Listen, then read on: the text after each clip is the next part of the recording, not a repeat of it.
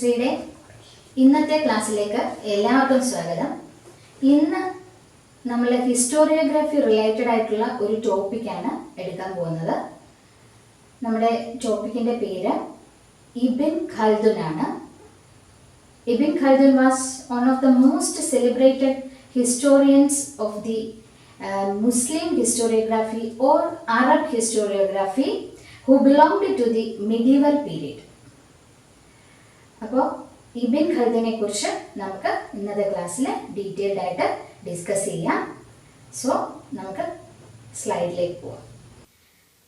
As I said earlier, Ibn Khaldun was the most celebrated historian of the Muslim historiography who belongs to the medieval period. Ibn Khaldun represents medieval Arab historiography or Muslim historiography. അപ്പോൾ Arab historiography അല്ലെങ്കിൽ മുസ്ലിം ഹിസ്റ്റോറിയോഗ്രഫിയെ represent ചെയ്തിരുന്ന most significant ആയിട്ടുള്ള important ആയിട്ടുള്ള ഒരു ഹിസ്റ്റോറിയനാണ് ഇബിൻ ഖൽദുൻ എന്ന് പറയുന്നത്. അദ്ദേഹം ജനിച്ചത് 1332 AD അദ്ദേഹത്തിൻ്റെ മരണം 1406 AD ആണ്. മുസ്ലിം ഹിസ്റ്റോറിയോഗ്രഫി അല്ലെങ്കിൽ അറബ് ഹിസ്റ്റോറിയോഗ്രഫിയുമായിട്ട് റിലേറ്റഡ് ആയിട്ടുള്ള ബേസിക് ഡീറ്റെയിൽസ് എന്തൊക്കെയാണെന്നാണ് നമ്മൾ അടുത്തതായിട്ട് പറയാൻ പോകുന്നത്. The Islamic people cherished a sense of history even in early times and they transmitted stories about the past from generation to generation. അപ്പോൾ ഒരു സെൻസ് ഓഫ് ഹിസ്റ്ററി ഉണ്ടായിരുന്ന ആളുകളായിരുന്നു ഈ മിഡീവൽ പീരീഡിലെ ഇസ്ലാമിക് ജനത എന്ന് പറയുന്നത്. അവരുമായിട്ട് റിലേറ്റഡ് ആയിട്ടുള്ള പല ഹിസ്റ്റോറിക്കൽ ഇവൻസും പല സംഭവ വികാസങ്ങളും തലമുറയായിട്ട് സ്റ്റോറീസിൻ്റെ രൂപത്തിലും മറ്റുമൊക്കെ ഇങ്ങനെ കൈമാറി വന്നിരുന്നൊരവസ്ഥയുണ്ടായിരുന്നു. അതുപോലെ തന്നെ ഇസ്ലാമിൻ്റെ ചരിത്രത്തിലെ തന്നെ വളരെ സിഗ്നിഫിക്കൻ്റ് ആയിട്ടുള്ള കുറേ സംഭവ വികാസങ്ങളുണ്ട്. അതായത് ഇസ്ലാമിൻ്റെ തന്നെ ഉദയം, ദ റൈസ് ഓഫ് ഇസ്ലാം, അതുപോലെ തന്നെ പ്രോഫറ്റ് മുഹമ്മദിൻ്റെ അച്ചീവ്മെൻറ്റ്സ്, അതുപോലെ അറബ്സിൻ്റെ ക്യാമ്പയിൻസ്, അതുപോലെ മറ്റ് അവർ നയിച്ചിരുന്ന പടയോട്ടങ്ങൾ, അതുപോലെ തന്നെ അറബ് എംപയർ ലോകത്തിൻ്റെ മറ്റു ഭാഗങ്ങളിലേക്ക് സ്പ്രെഡ് ചെയ്തത്. അപ്പോൾ ഇതൊക്കെ എന്ന് പറയുന്നത് ധാരാളം ചരിത്രം എഴുതാനുള്ള മെറ്റീരിയൽസ് പ്രൊവൈഡ് ചെയ്യത്തക്ക തരത്തിലുള്ള ഇവൻറ്റ്സ് ആയിരുന്നു. അപ്പോൾ ഇതൊക്കെ തന്നെ സ്കോളേഴ്സിനെ, പണ്ഡിതരെ, ഹിസ്റ്റോറിയൻസിനെ ഇൻസ്പയർ ചെയ്യുകയും അവരെ പ്രോത്സാഹിപ്പിക്കുകയും അത് ചരിത്രരചനയ്ക്ക് വലിയൊരു ആക്സിലറേഷൻ അല്ലെങ്കിൽ ഒരു സ്റ്റിമുലസ് ആയിട്ടൊരു പ്രേരക ശക്തിയായിട്ട് വരികയും ചെയ്യുകയുണ്ടായിട്ടുണ്ട്. അപ്പോൾ as a result history began to occupy a conspicuous place among the Arab arts and science. Arab ആർട്ടിൻ്റെ കൂട്ടത്തിലും സയൻസിൻ്റെ കൂട്ടത്തിലും അതിനൊക്കെ വളരെ ഡെവലപ്ഡ് ആയിട്ട് ഉണ്ടായിരുന്ന അതാണ് അറബ് ആർട്സ് ആൻഡ് സയൻസ് ആ കാലഘട്ടത്തിൽ. അതിനോടൊപ്പം തന്നെ ഹിസ്റ്ററിയും ഉയർന്നു വരാനുള്ള ഒരു സാഹചര്യം ആ കാലഘട്ടത്തിൽ ഉണ്ടായിരുന്നു. ഈ ഇസ്ലാമിക് ഹിസ്റ്റോറിയോഗ്രഫി എന്ന് പറയുന്നത് അതിൻ്റെ വളരെ സിഗ്നിഫിക്കൻ്റ് ആയിട്ടുള്ള ഹിസ്റ്റോറിക്കൽ റൈറ്റിങ്സ് ആരംഭിക്കുന്നത് 8th century AD മുതൽ ആണ്. ഇത്തരത്തിൽ ഹിസ്റ്റോറിക്കൽ റൈറ്റിങ്സിന് വേണ്ടിയിട്ടുള്ള ധാരാളം മെറ്റീരിയൽസ് ആൾറെഡി ഉണ്ടായിരുന്നു എന്ന് ഞാൻ പറഞ്ഞു. അതിൽ വളരെ എടുത്തു പറയേണ്ടുന്ന കാര്യങ്ങളാണ് ട്രാവൽ അക്കൗണ്ട്സ്, ക്രോണിക്കിൾസ്, അനൽസ്, ബയോഗ്രഫികൾ, ഇസ്നാദ്, തിയറീസ് ആൻഡ് ഐഡിയാസ്, ഇതുപോലെയുള്ള ഇസ്ലാമിക് തിയറീസ് ആൻഡ് ഐഡിയാസ്. അപ്പോൾ ഇതൊക്കെ തന്നെ അറബ് ഹിസ്റ്റോറിയോഗ്രഫി അല്ലെങ്കിൽ മുസ്ലിം ഹിസ്റ്റോറിയോഗ്രഫിക്ക് ആവശ്യത്തിനുള്ള സോഴ്സസ് പ്രൊവൈഡ് ചെയ്യത്തക്ക തരത്തിലുള്ള മെറ്റീരിയൽസ് ആയിരുന്നു. അപ്പോൾ അതുകൊണ്ട് തന്നെ ഒരു യൂണിവേഴ്സൽ ലെവൽ ഹിസ്റ്റോറിയോഗ്രഫി അല്ലെങ്കിൽ വേൾഡ് ലെവൽ ഹിസ്റ്റോറിയോഗ്രഫിയാണ് ഇസ്ലാമിക് ഹിസ്റ്റോറിയോഗ്രഫിയുടെ കാലഘട്ടത്തിൽ അല്ലെങ്കിൽ മുസ്ലിം ഹിസ്റ്റോറിയോഗ്രഫിയുടെ കാലഘട്ടത്തിൽ ഉണ്ടായിട്ടുള്ളത്. It was universal in character. അപ്പോൾ it was the link between the Greco-Roman historiography and the modern historiography. Greco Roman ഹിസ്റ്റോറിയോഗ്രാഫിയെയും മോഡേൺ ഹിസ്റ്റോറിയോഗ്രാഫിയെയും തമ്മിൽ ബന്ധിപ്പിക്കുന്ന ഒരു ലിങ്കായിട്ട് ഈ മുസ്ലിം ഹിസ്റ്റോറിയോഗ്രാഫി അല്ലെങ്കിൽ അറബ് ഹിസ്റ്റോറിയോഗ്രാഫി പ്രവർത്തിച്ചിരുന്നു എന്ന് നമുക്ക് പറയാം. ഇനി നമ്മുടെ ഇബ്ൻ ഖൽദുൻ്റെ ഏറ്റവും ഇമ്പോർട്ടൻ്റ് ആയിട്ടുള്ള വർക്ക്, അദ്ദേഹത്തിൻ്റെ മോണുമെൻ്റൽ വർക്ക് എന്ന് പറയാവുന്നത് യൂണിവേഴ്സൽ ഹിസ്റ്ററി എന്നാണ് അതിൻ്റെ പേര്. 7 വാല്യങ്ങളായിട്ട് 7 വോളിയമായിട്ടാണ് ഈ ഹിസ്റ്ററി അദ്ദേഹം രചിച്ചിരിക്കുന്നത്. ഇതിൽ അദ്ദേഹം പറയുന്ന ഇമ്പോർട്ടൻ്റ് ആയിട്ടുള്ള ഒരു തിയറി എന്ന് പറയുന്നത് ഹിസ്റ്ററി അണ്ടർഗോസ് കോൺസ്റ്റന്റ് ചേഞ്ചസ് എന്നുള്ളതാണ്. അതായത് ചരിത്രം മാറ്റപ്പെട്ടുകൊണ്ടേയിരിക്കുന്നു, എപ്പോഴും ചരിത്രം മാറിക്കൊണ്ടേയിരിക്കുന്നു. It undergoes constant changes. അതും അദ്ദേഹം അതിനെ കമ്പയർ ചെയ്യുന്നത് ഒരു ഇൻഡിവിജ്വൽ ഓർഗാനിസത്തോടാണ്, അതായത് ഒരു ലിവിങ് ഓർഗാനിസത്തോടാണ് അദ്ദേഹം അതിനെ ഹിസ്റ്ററിയെ കമ്പയർ ചെയ്യുന്നത്. He was against the conventional analytic and episodical history and saw a unity and continuity in historical development. അപ്പോൾ അദ്ദേഹം ചരിത്രത്തെ കാണുന്നത് പല പല എപ്പിസോഡുകളായിട്ടോ കമ്പാർട്ട്മെൻ്റലൈസ് ചെയ്തോ ഒന്നുമല്ല ചരിത്രത്തിലെ സംഭവവികാസങ്ങൾ ഉള്ളത്, അതെല്ലാം കണ്ടിന്യൂസ് ആണെന്നാണ് അദ്ദേഹം പറയുന്നത്. ചരിത്രം എന്ന് പറയുന്നത് ആദ്യം മുതൽ അവസാനം വരെയും അത് കണ്ടിന്യൂസ് ആണ്. അതിനിടയ്ക്ക് യാതൊരു വിധമായിട്ടുള്ള കമ്പാർട്ട്മെൻ്റലൈസേഷനോ ഒരു തരത്തിലുള്ള എപ്പിസോഡായിട്ട് തിരിക്കലോ വേർതിരിക്കലോ ഒന്നുമില്ല എന്നാണ് അദ്ദേഹത്തിൻ്റെ അഭിപ്രായത്തിൽ ചരിത്രത്തിൻ്റെ ഒരു ഘടന എന്ന് പറയുന്നത്. അദ്ദേഹത്തെ സംബന്ധിച്ചിടത്തോളം അദ്ദേഹത്തിൻ്റെ ഒരു theory of cyclical changes in history. According to him, the decay of an empire is a natural process like that of a living being which cannot be cured, changed or altered. അപ്പോൾ അദ്ദേഹത്തെ സംബന്ധിച്ചിടത്തോളം ഒരു സൊസൈറ്റിയുടെ, അതൊരു Empire ആയിക്കോട്ടെ, society ആയിക്കോട്ടെ, ഒരു state ആയിക്കോട്ടെ, എന്തുമായിക്കോട്ടെ, അതിന് ഒരു ബർത്ത് ഉണ്ടെങ്കിൽ അവിടെ ഒരു ഡെത്തും ഉണ്ടെന്നുള്ള രീതിയിലാണ്. അതായത് ഒരു ലിവിങ് ഓർഗാനിസത്തെ പോലെ തന്നെ വളരെ നാച്ചുറൽ ആയിട്ടുള്ള ഒരു പ്രോസസ്സിലൂടെ ഒരു എംപയറോ സ്റ്റേറ്റോ ഒക്കെ ഉദയം കൊള്ളുകയും അത് ഡീക്കേ ചെയ്യുകയും ചെയ്യും എന്നുള്ളതാണ് അദ്ദേഹത്തിൻ്റെ തിയറി. അപ്പോൾ അതൊരു സൈക്ലിക്കൽ വ്യൂ ഓഫ് ഹിസ്റ്ററിയാണ്. ഒരു സൈക്കിൾ പോലെ ഇതിങ്ങനെ ഈ പ്രോസസ്സ് ഇങ്ങനെ നടന്നുകൊണ്ടേയിരിക്കുകയാണ്. അത് മാറ്റാൻ സാധിക്കുന്നതല്ല, ഒരു തരത്തിലും അത് ഇല്ലാതാക്കാൻ സാധിക്കുന്നതല്ല, അത് ഉണ്ടായിക്കൊണ്ടേയിരിക്കുക. അതൊരു നാച്ചുറൽ പ്രോസസ്സാണെന്നുള്ളതാണ്. അതുപോലെ അദ്ദേഹത്തിൻ്റെ അഭിപ്രായത്തിൽ the society has a fixed span of life after which it inevitably does decay, which is the law of nature. അതാണ് നമ്മൾ ആൾറെഡി പറഞ്ഞത്. ഒരു സൊസൈറ്റിക്ക് ഒരു ഫിക്സഡ് പീരീഡ് ഓഫ് ലൈഫ് ഉണ്ട്. ആ പീരീഡ് കഴിഞ്ഞാൽ അത് അതിൻ്റെ മെച്യൂരിറ്റിയിലേക്ക് എത്തുകയും അത് ഡീക്കേ ചെയ്തു പോയി, ഇല്ലാതെ നശിച്ചു പോവുകയും ചെയ്യും. അത് പ്രകൃതി നിയമമാണ് എന്നാണ് അദ്ദേഹം പറയുന്നത്. അപ്പം ഇവിടെ അദ്ദേഹം കമ്പയർ ചെയ്യുന്നത്, താരതമ്യപ്പെടുത്തുന്നത്, ഒരു സിവിലൈസേഷനെ താരതമ്യപ്പെടുത്തുന്നത് ഒരു ഓർഗാനിസത്തിൻ്റെ, ഒരു ലിവിങ് ഓർഗാനിസത്തിൻ്റെ ലൈഫ് സൈക്കിളിനോടാണ്. അപ്പോൾ ഇത്തരത്തിലുള്ള ഈ കൊളാപ്സ്, ഈ ഡീക്കേ സംഭവിക്കുന്നത് 3 സ്റ്റേജസ് ആയിട്ടാണെന്നാണ് അദ്ദേഹം പറയുന്നത്. അതായത് ഓരോ സ്റ്റേജും 40 വർഷം വീതമുള്ള 3 സ്റ്റേജസ്.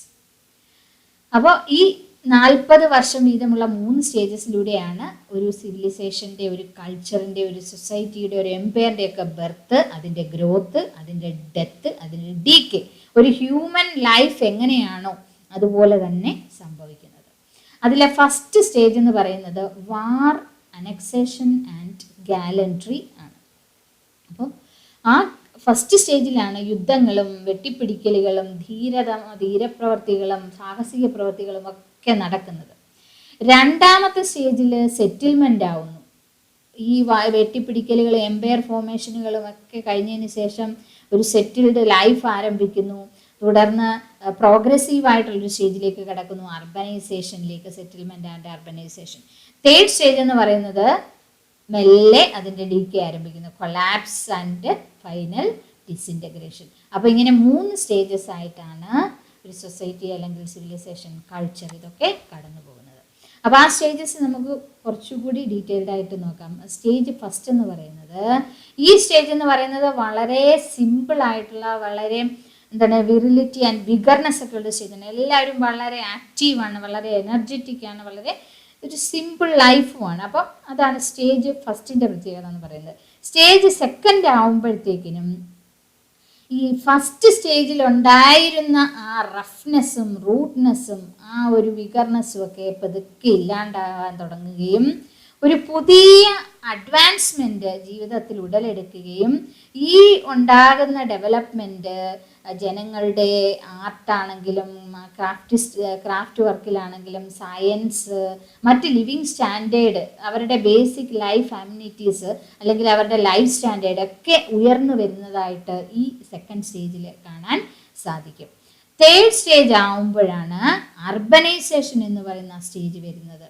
റൂറൽ എന്ന് പറയുന്ന കണ്ടീഷനിൽ നിന്ന് ഗ്രാമീകൃതമായിട്ടുള്ള അല്ലെങ്കിൽ ഒരു റൂറൽ അറ്റ്മോസ്ഫിയറിൽ നിന്ന് അർബൻ അറ്റ്മോസ്ഫിയറിലേക്ക് വരികയാണ്. Urbanisation leads to concentration of power and wealth in the hands of a few people. അപ്പോൾ ഇങ്ങനെ അർബനൈസേഷൻ എന്ന് പറയുന്ന സ്റ്റേജ് എത്തുമ്പോഴത്തേക്കിനും അധികാരവും സമ്പത്തുമൊക്കെ കയ്യൂക്കുള്ള അല്ലെങ്കിൽ പവർഫുൾ ആയിട്ടുള്ള കുറച്ച് ആളുകളുടെ മാത്രം കയ്യിൽ കേന്ദ്രീകരിക്കുകയും ഒരു വിഭാഗത്തെ തഴയപ്പെടുകയും ചെയ്യുന്ന ഒരവസ്ഥ ഉണ്ടാകുന്നു. അപ്പോൾ ഒരു വിഭാഗത്തിൻ്റെ ജീവിതം എന്ന് പറയുന്നത് കൂടുതൽ കൂടുതൽ ലക്ഷൂറിയസ് ആയിട്ട് മാറുകയാണ്. ഈ വെൽത്തി ആയിട്ടുള്ള ആളുകളുടെ അല്ലെങ്കിൽ ഇതിൻ്റെ എല്ലാം പ്രയോജനം പറ്റുന്ന ഒരു കൂട്ടം ആളുകളുടെ ലക്ഷൂറിയസ് ആയിട്ടുള്ള ലൈഫ്, ഈ ലക്ഷൂറിയസ് ആയിട്ടുള്ള ലൈഫ് ആരംഭിക്കുന്നതോടൊപ്പം അവിടെ ഈ പറഞ്ഞ ലൈഫിൻ്റെ ആ ഒരു സ്ട്രെങ്തും എനർജിയും ഒക്കെ പതുക്കെ ഇല്ലാണ്ടാവാൻ തുടങ്ങിയാണ്. There occurs a greater loss of vigor and vitality. അപ്പോൾ അത് അവിടെ പറഞ്ഞിട്ടുണ്ട്. This means the loss of strength and the potentiality of life. എന്താണ് അതിന് കാരണം എന്ന് ചോദിച്ചാൽ അഡിക്ഷൻ ടു ലക്ഷറി. ഈ ലക്ഷറിയോടുള്ള അഡിക്ഷൻ അത് എനർജിയെയും സ്ട്രെങ്തിനെയും പതുക്കെ ഡീക്കേ ചെയ്യാൻ ആരംഭിക്കുകയും നശിപ്പിക്കാൻ ആരംഭിക്കുകയും ഒടുവിൽ ultimately that lead to the decay of the empire or society or a civilization. അടുത്തത് സയൻസ് ഓഫ് കൾച്ചർ. ഇബ്ൻ ഖൽദുൻ്റെ വർക്ക് യൂണിവേഴ്സൽ ഹിസ്റ്ററി. ഈ യൂണിവേഴ്സൽ ഹിസ്റ്ററി എന്ന് പറയുന്ന വർക്കിൻ്റെ ഇൻട്രൊഡക്ഷൻ അല്ലെങ്കിൽ അതിനെ പ്രൊലിഗോമിന എന്ന് പറയാം. ഈ ഇൻട്രൊഡക്ടറി പാർട്ട് എന്ന് പറയുന്നത് 300 പേജ് വരുന്ന ഒരു പാർട്ടാണ്. ഈ 300 പേജുള്ള ഇൻട്രൊഡക്ഷനിൽ അദ്ദേഹം സയൻസ് ഓഫ് കൾച്ചർ എന്ന് പറയുന്ന അദ്ദേഹത്തിൻ്റെ കൺസെപ്റ്റിനെ കുറിച്ച് വിവരിച്ചിരിക്കുകയാണ്. അതായത് ഇവിടെ ഇബ്ൻ ഖൽദുൻ വിവരിക്കുന്നത് സോഷ്യൽ ലൈഫിലുള്ള ഇൻ്റർ കണക്ഷൻസും ഇൻ്റർ റിലേഷൻഷിപ്പുമാണ്. അദ്ദേഹം അതിനെ അനലൈസ് ചെയ്യുന്നത് സയൻസ് ഓഫ് കൾച്ചർ, അതായത് മനുഷ്യൻ്റെ സോഷ്യൽ ലൈഫിലെ ഇൻ്റർ കണക്ഷൻസ് ആൻഡ് ഇൻ്റർ റിലേഷൻഷിപ്പിനെ അദ്ദേഹം ഒരു സയൻസ് ഓഫ് കൾച്ചറായിട്ടാണ് അദ്ദേഹം അനലൈസ് ചെയ്യുന്നത്. According to him, environment played a significant role in the historical events and in moulding a culture and civilisation.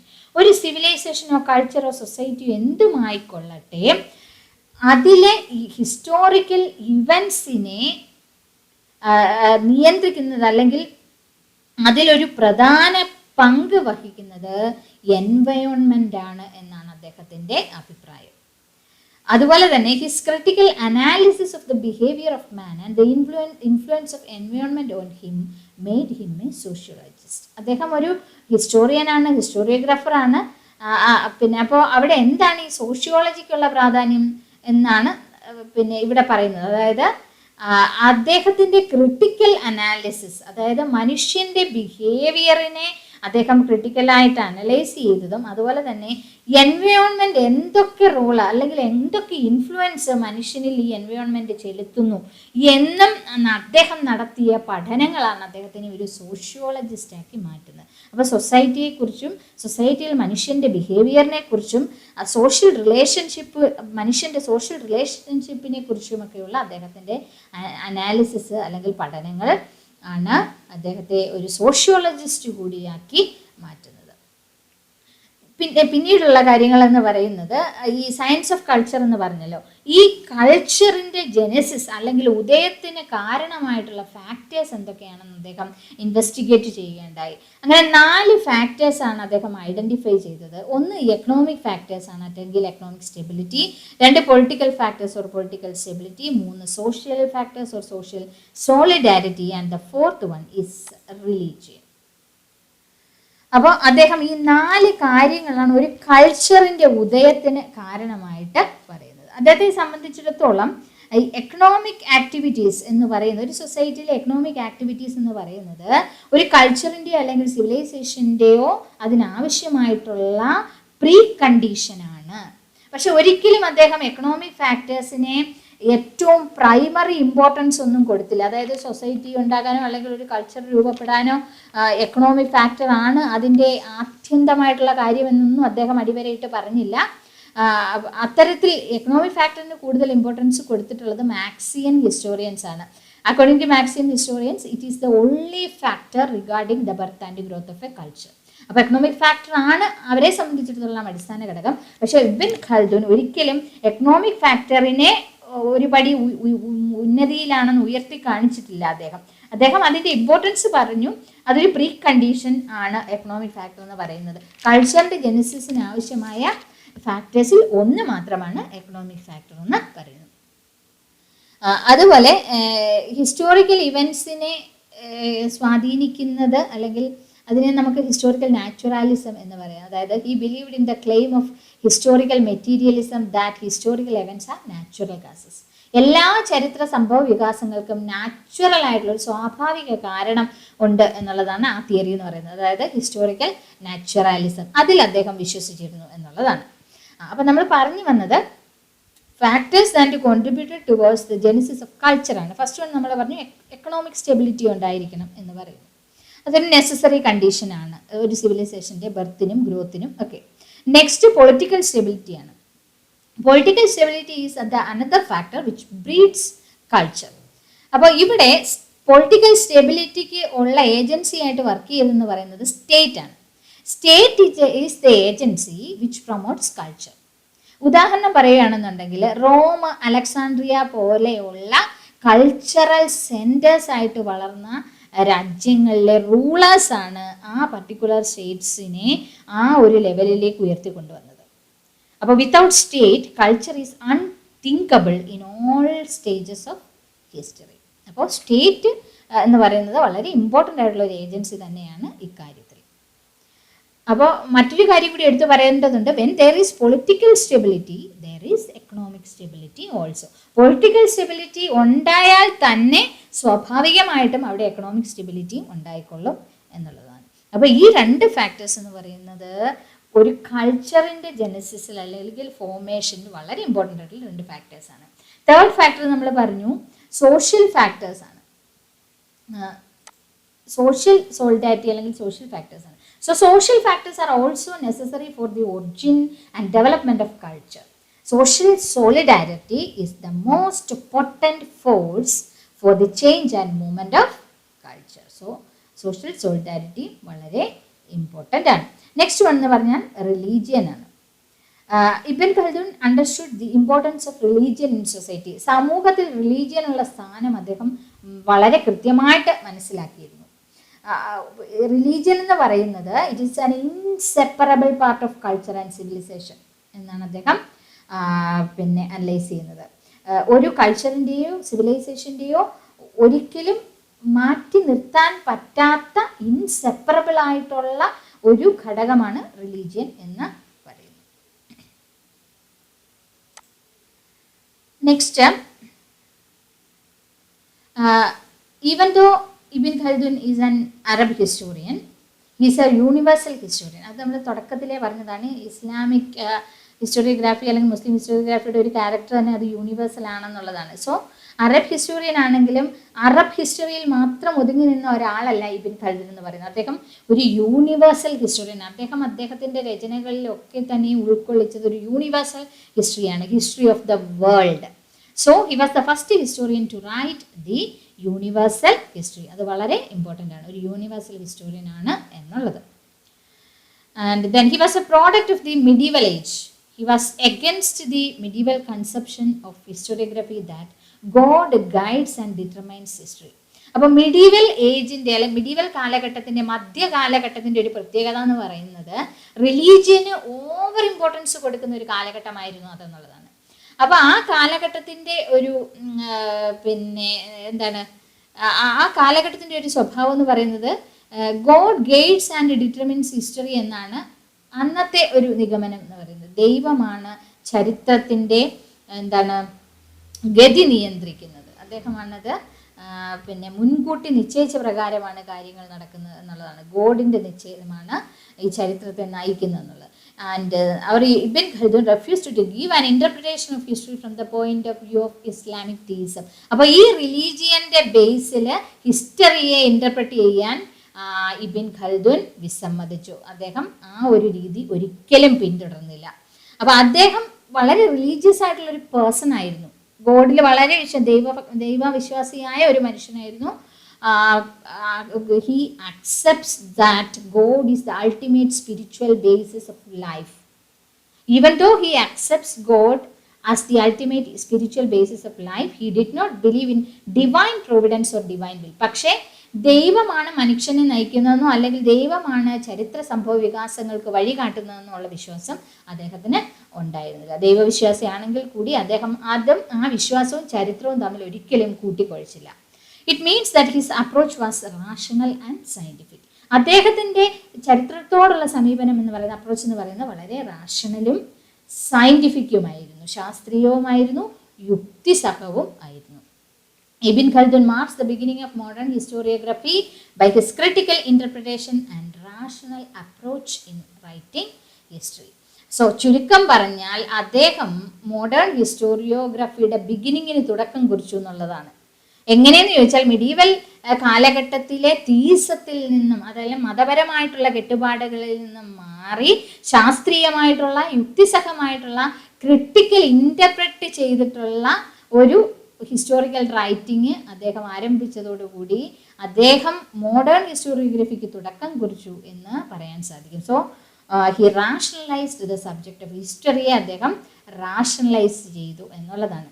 അതുകൊണ്ട് തന്നെയാണ് he was regarded as the Roger Bacon of medieval historiography എന്നറിയപ്പെടുന്നത്. അദ്ദേഹം ചരിത്രത്തിന് നൽകിയ അല്ലെങ്കിൽ ചരിത്രത്തെ സയൻറ്റിഫിക് ആക്കാനും റാഷണലിസ്റ്റിക് ആക്കാനും ഈ പറഞ്ഞ പോലെ അന്ധവിശ്വാസങ്ങളിൽ നിന്നും മതത്തിൽ നിന്നും ഒക്കെ അതിനെ മാറ്റിയെടുത്ത് അതിന് വ്യക്തമായിട്ടുള്ള ഒരു എന്താണ് ഒബ്ജക്റ്റീവായിട്ടുള്ള ഒരു സ്റ്റാൻഡ് നൽകാനും അദ്ദേഹം ശ്രമിച്ചത് കൊണ്ടാണ് അദ്ദേഹത്തെ Roger beckon of medieval historiography എന്ന് അറിയപ്പെടുന്നത്. അപ്പോൾ ഇബിൻ ഖൽദുൻ്റെ കോൺട്രിബ്യൂഷൻസ് എന്ന് പറയുന്നത് വളരെ വിലമതിച്ചത് ആണ് ആ കാലഘട്ടം വെച്ചിട്ട് നോക്കുകയാണെന്നുള്ളതാണ്. അപ്പോൾ ഇത്രയുമാണ് ഇബിൻ ഖൽദുനുമായിട്ട് ബന്ധപ്പെട്ടിട്ടുള്ള വസ്തുതകൾ. ഇന്നത്തെ ക്ലാസ് കൺക്ലൂഡ് ചെയ്യുന്നതിന് മുൻപ് ഒരു കാര്യം കൂടി പറയേണ്ടതായിട്ടുണ്ട്. ഇംഗ്ലീഷിലും മലയാളത്തിലും പരീക്ഷ എഴുതുന്ന കുട്ടികളുള്ളത് കൊണ്ട് ഈ രണ്ട് കൂട്ടർക്കും ഒരുപോലെ പ്രയോജനപ്പെടത്തക്ക രീതിയിൽ ഇംഗ്ലീഷിൽ പവർ പോയിന്റിൽ ടോപ്പിക്കിൻ്റെ ഷോർട്ട് ഡിസ്ക്രിപ്ഷൻ കൊടുക്കുകയും അതോടൊപ്പം തന്നെ മലയാളത്തിൽ അത് ഡിസ്ക്രൈബ് ചെയ്ത് തരികയുമാണ് ചെയ്തിരിക്കുന്നത്. ഇന്നത്തെ ക്ലാസ് ആ രീതിയിലാണ് സെറ്റ് ചെയ്തിരിക്കുന്നത്. നിങ്ങൾക്കത് പ്രയോജനപ്രദമായിരിക്കും എന്നാണ് എൻ്റെ വിശ്വാസം. നിങ്ങൾക്ക് എന്തെങ്കിലും സജഷൻസ് ക്ലാസ്സുമായിട്ട് ബന്ധപ്പെട്ട് നൽകാനുണ്ടെന്നുണ്ടെങ്കിൽ, അതായത് ക്ലാസ്സിൽ എന്തെങ്കിലും തരത്തിലുള്ള മോഡിഫിക്കേഷൻസ് വരുത്തുകയോ അതോ നിങ്ങൾക്ക് കുറച്ചുകൂടി ഇൻട്രസ്റ്റഡ് ആയിട്ടുള്ള വേറെ ഏതെങ്കിലും ടോപ്പിക്ക് എടുക്കേണ്ടതായിട്ടുണ്ടോ എന്നുണ്ടെങ്കിൽ അതും നിങ്ങൾ എന്നെ അറിയിക്കണം. നിങ്ങൾ കമൻറ്റ് ബോക്സിൽ അതൊന്ന് സെൻഡ് ചെയ്യുക, രേഖപ്പെടുത്തി ഒന്ന് സെൻഡ് ചെയ്യുക. അതിനനുസരിച്ച് നിങ്ങൾക്ക് കൂടുതൽ പ്രയോജനപ്രദമാകത്തക്ക രീതിയിൽ നമ്മുടെ ക്ലാസ്സുകൾ നമുക്ക് കുറച്ചുകൂടി മോഡിഫൈ ചെയ്യാൻ സാധിക്കുന്നതാണ്. അപ്പോൾ ഇന്നത്തെ ക്ലാസ് നമുക്ക് ഇവിടെ കൺക്ലൂഡ് ചെയ്യാം. അടുത്ത ക്ലാസ്സിൽ മറ്റൊരു ടോപ്പിക്കുമായിട്ട് വീണ്ടും കാണാം.